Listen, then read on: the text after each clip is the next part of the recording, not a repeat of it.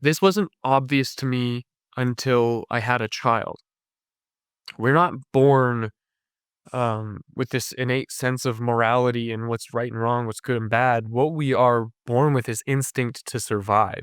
And that instinct to survive drives us to do things to get what we need at first. And, you know, there's some arguments to be made for and against Maslow's hierarchy of needs. I think that there is some merit to some of this stuff there, and some of the other stuff can be argued. But one of the core things that we need, aside from food, clothing, shelter, water, transportation, that sort of thing, is human connection. And this part here, when that part falls apart, is what leads to all other types of negative consequences in your life, whether that be addiction or pursuit of vices, that sort of thing. So the idea here is that when you see somebody do something and they get something that you want, you then conclude that if you do those things, you can also get what they got. And this is how we go through life modeling everything that we've ever seen. And so a good friend of mine I used to work with a long time ago, one day we were driving in the car and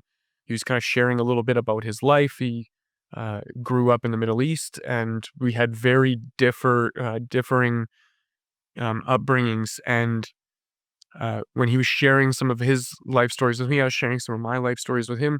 He said one of the most profound things I think anybody's ever said, which was we kind of go through life and chip off pieces of all of the people that we meet, and we take those pieces with us in our own adventures. And I thought that was a really poetic way to encapsulate what I'm talking about here, in that some of the stuff that you have chipped off of the people in your journey were good things. They've served you, they served the people that you love. But some of those things that you chipped off, you might not have chipped them off on purpose. It might have been because of a collision and some of that rubbed off on you. It might have been because some conflict and some of it kind of got on you and stuck to you. And so you take some of those negative and limiting beliefs with you in your life, and they affect the way that you interact with the world around you. And so one of the things that I would challenge you to do if you feel up to the task is to pay attention to some of those negative and limiting beliefs when they come up. When